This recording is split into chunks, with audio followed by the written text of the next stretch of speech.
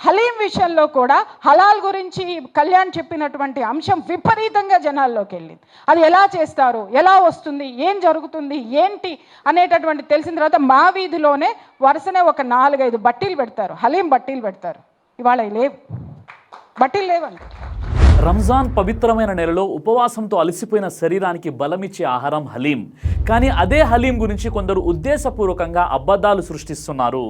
మేక మాంసంతో పాటు ఆవు మాంసం కలుపుతున్నారు అంటూ వాట్సాప్ గ్రూపుల్లో ఒకే మెసేజ్ను తిరగేస్తూ ముస్లింల వ్యాపారాన్ని దెబ్బతీయాలని కుట్రలు పన్నుతున్నారు. ప్రశ్న ఒకటే, ఆధారం ఎక్కడా? ల్యాబ్ రిపోర్ట్ ఉందా? అధికారిక ఫిర్యాదు ఉందా? లేక కేవలం ద్వేషమే ఆధారమా? రంజాన్లో హలీం అమ్మకాలు సహజంగానే పెరుగుతాయి, డిమాండ్ ఎక్కువగా ఉంటుంది. ఇది వ్యాపారం, కుట్ర కాదు. అబద్ధం పుట్టించడం సులువు, కానీ ఒక సమాజం ప్రతిష్టను కాపాడడం చాలా కష్టం. నిజాలు తెలుసుకోకముందే ఫార్వర్డ్ కొట్టడం బాధ్యత కాదు. ఒక మెసేజ్ ఫార్వర్డ్ చేయడానికి ముందు ఒక్కసారి ఆలోచించండి, ఇది సమాచారం కోసమా లేక విద్వేషం కోసమా? వీళ్ళ వెనక ఉన్న రాజకీయ ప్రయోజనం ఏంటి? ఇప్పుడు మనం హలీం గురించి నిజాలు పూర్తిగా తెలుసుకునే ప్రయత్నం చేద్దాం. ముందు ఆ వాట్సాప్లో తిరుగుతున్న మెసేజ్ ఏమిటో మీరే స్వయంగా చూడండి. హలీం మీద ఒక చిన్న వివరణ. మటన్ కేజీ 800, ఒక 80 కేజీల డేకిసాలో 60 కేజీల మటన్ వేస్తారు. అంటే మొత్తం మటన్ ప్రైస్ 48,000.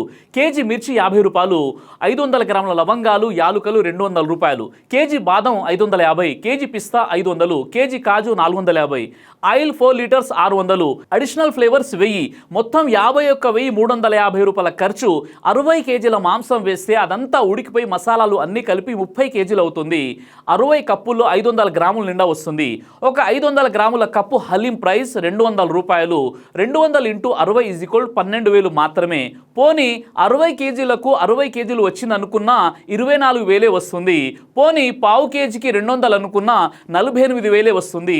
వీళ్ళు ఎలా అంత ఖర్చు పెట్టి అంత తక్కువ ఇస్తున్నారు అంటే అందులో 20% మేక మటన్ వేస్తే 80% ఆవు మాంసం వేస్తున్నారు. దాని వలన వారికి లాభం వస్తుంది. వాడెందుకు నిజం చెప్పాలి చెప్పండి? అర్థమైందా? హలీం కథ. ఈ విధంగా ముస్లింల బిజినెస్ని లక్ష్యంగా చేసుకుని పచ్చి అబద్ధాలు కల్పించి దొంగ మెసేజ్లు ఫార్వర్డ్ చేస్తున్నారు.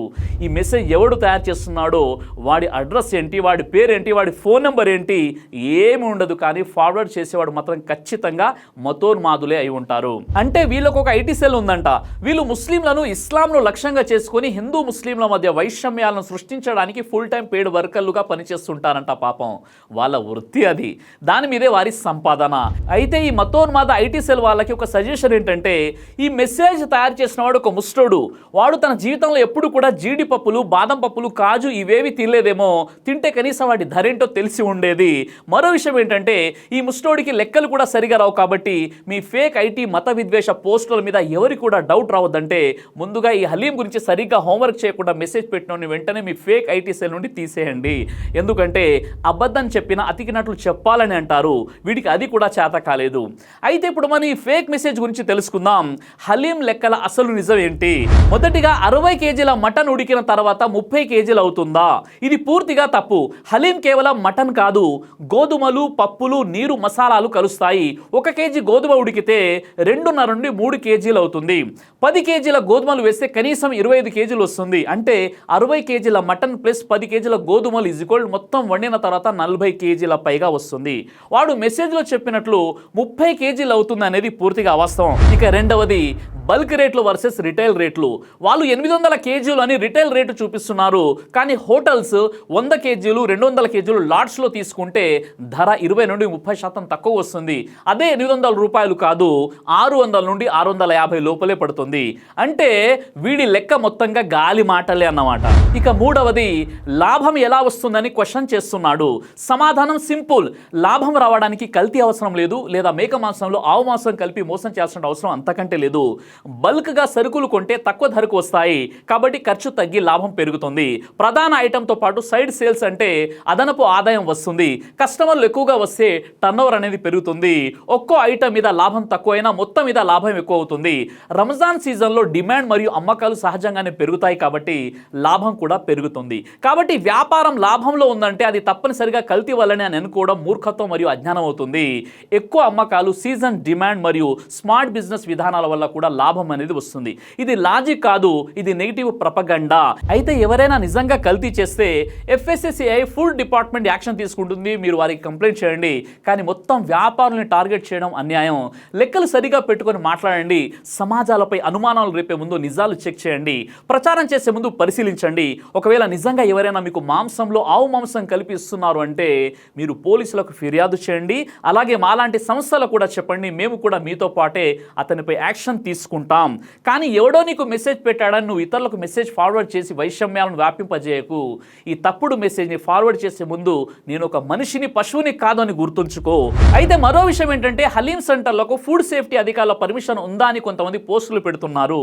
రంజాన్ సమయంలో నడిచే హలీం సెంటర్లో కూడా భారతదేశంలోని ఇతర ఫుడ్ వ్యాపారాల్లాగే food safety and standard authority of India FSSAI నియమాలకు లోబడి ఉంటాయి. అయితే వ్యాపారం చేసేవారు ఎవరైనా, వారు ముస్లింలైనా ముస్లిమేతరులైనా, రోడ్డుపై, బండిపై, షాపుల్లో ఫుడ్ అమ్మాలంటే లైసెన్స్ లేదా రిజిస్ట్రేషన్ తప్పనిసరి.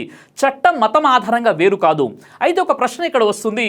ఫుడ్ సేఫ్టీ గురించి నిజమైన ఆందోళన ఉందా, లేక ప్రత్యేకంగా ఒక వర్గాన్ని టార్గెట్ చేస్తున్నారా అనేది. దేశవ్యాప్తంగా సంవత్సరం పొడవునా లక్షలాది మంది స్ట్రీట్ ఫుడ్ వ్యాపారం చేస్తున్నారు. వారందరికీ ఒకే విధమైన ప్రమాణాలు వర్తించాలి. కేవలం రంజాన్లో కనిపించే హలీం సెంటర్లు మాత్రమే టార్గెట్ చేయడం సరైన పద్ధతి కాదు.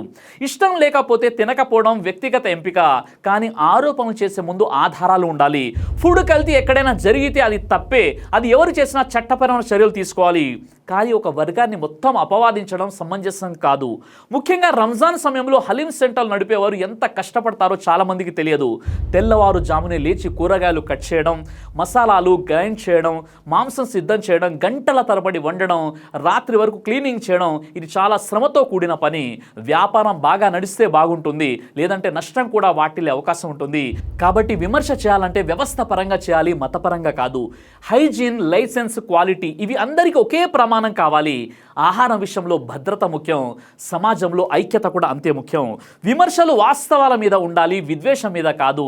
ఎవడైనా వ్యాపారం చేసేటప్పుడు ముస్లింగా అలా చేస్తున్నాడంటే ఈ విషయాన్ని పూర్తిగా మేము ఖండిస్తున్నాము. ఇస్లాంలో ఒక ముస్లింగా వ్యాపారంలో కల్తీ చేసేవాడు, మోసం చేసేవాడు అసలు ముస్లిమే కాదు అని ప్రవక్త ముహమ్మద్ సల్లల్లాహు అలైహి వసల్లం వారు చెప్పారు. సహీ ముస్లిం హదీస్ నంబర్ 101. మోసం చేసేవాడు ముస్లింలలోని వాడు కాదు. అలాగే ఖురాన్లోని సూరా అల్ ముత్తఫిఫీన్ సూరా నంబర్ 83 ఆయత నంబర్ 1 నుండి 3లో తూకం మరియు కొలతల్లో మోసం చేసే వారికి నాశనం తప్పదు. ఈ విధంగా ఇస్లాం స్వయంగా వ్యాపార మోసాన్ని ఖండిస్తుంది. లెక్కలు తప్పుగా పెట్టి సమాజాన్ని టార్గెట్ చేయడం సులభం, కానీ నిజం ముందు అబద్ధం ఎక్కువసేపు నిలబడదు. హలీం గురించి మాట్లాడే ముందు లాజిక్ తెలుసుకోండి, తర్వాత కామెంట్ చేయండి. వైరల్ అవ్వడం సత్యానికి ప్రమాణం కాదు. సత్యం కావాలంటే పరిశీలన అవసరం. ఒకరి మీద అనుమానం చేయడం సులభం, కానీ ఆధారం చూపడం కష్టమవుతుంది. లెక్కలు వక్రీకరించడం ఒక కళ అయితే నిజం చెప్పడం ఒక బాధ్యత. ఫేక్ మెసేజ్లు ఫార్వర్డ్ చేసే ముందు ఒక్కసారి ఆలోచించండి, ఆ మెసేజ్ తయారు చేసిన వాడి లక్ష్యం ఏంటి అని. కాబట్టి తెలియకుండా ఎలాంటి మెసేజ్ని కూడా మీరు ఎదుటి వ్యక్తికి ఫార్వర్డ్ చేయకండి. ఈ విషయంపై మీ అభిప్రాయం ఏంటో కామెంట్ ద్వారా తెలియచేయండి. జై హింద్.